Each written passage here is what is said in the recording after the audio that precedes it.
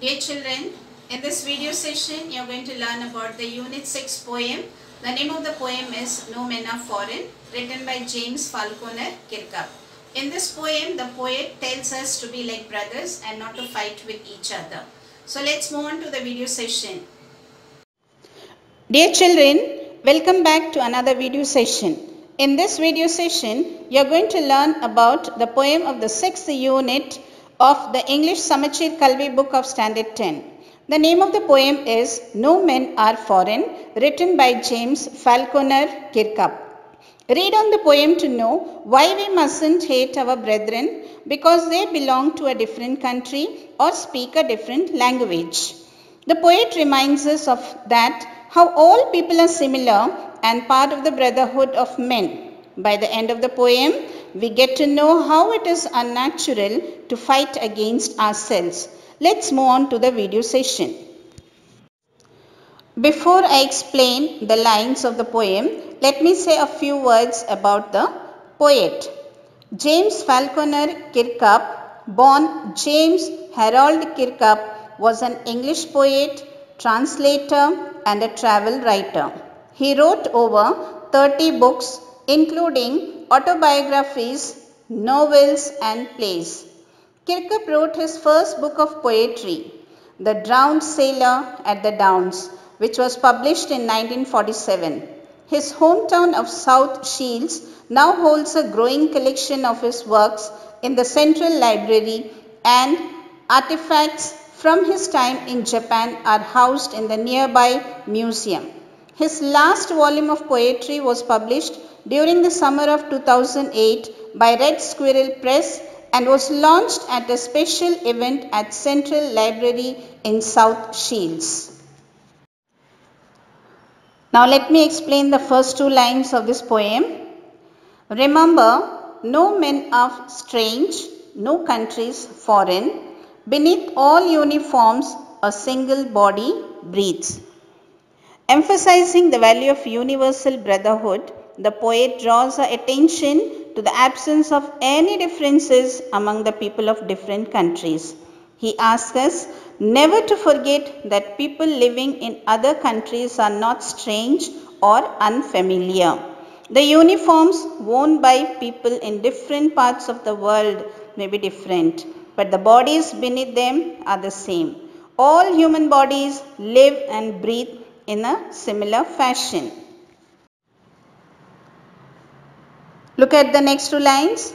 Like ours, the land our brothers walk upon, is earth like this in which we all shall lie. Here the poet says that we are all brothers because we walk upon the same earth that we have divided into countries. Also, we shall all meet the same earth when we die and be buried in it. Now next two lines. They too, aware of sun and air and water, are fed by peaceful harvests, by war's long winter starved. Here, the poet says that all the people of the world are nourished and nurtured equally by the elements of nature like sun, air and water. We are all human beings. We have a common soul. Everyone is united by the sameness of spirit. Therefore, wars and the bloodshed that takes place in the name of caste, class, creed and country are futile and must be condemned. They too prosper during peaceful but have to suffer poverty, hunger and even dread starvation caused by long drawn wars. Children, let us take a look at few more lines of this poem. A labor not different from our own. Remember, they have eyes like ours that wake or sleep, and strength that can be won by love. In every land is common life that all can recognize and understand. Children, here the poet wants to tell us that the people all over the world too toil to earn the livelihood and their destiny is similar to ours. We should remember that our eyes that wake, sleep and love are similar to eyes all over the world. The poet asks us to remember that the so-called strange and foreign people experience sleep and wakefulness like us. Now let us go through few more lines of this poem. Let us remember, whenever we are told to hate our brothers, it is ourselves that we shall dispose, betray, condemn. Here the poet says, whenever we are asked by our leaders or rulers to hate and exploit the people of other countries, we must remember that this hatred would have negative effect on us. We should keep in mind that if we hate others, it means that we hate ourselves. We would find ourselves cheated, as it would deprive us of the bliss of universal brotherhood. We would condemn ourselves to a life of enmity and strangeness. Now children, let us go through the last 5 lines of this poem. Remember, we who take arms against each other, it is a human earth that we defile.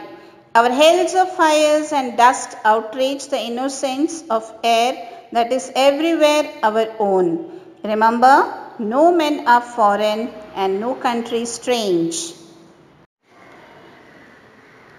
The poet tries to convey that one must shed the difference of opinion and be united and make this earth a heaven.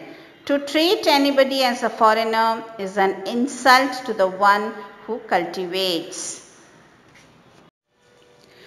In the poem, No Men Are Foreign, the poet stresses the fact that all human beings are equal.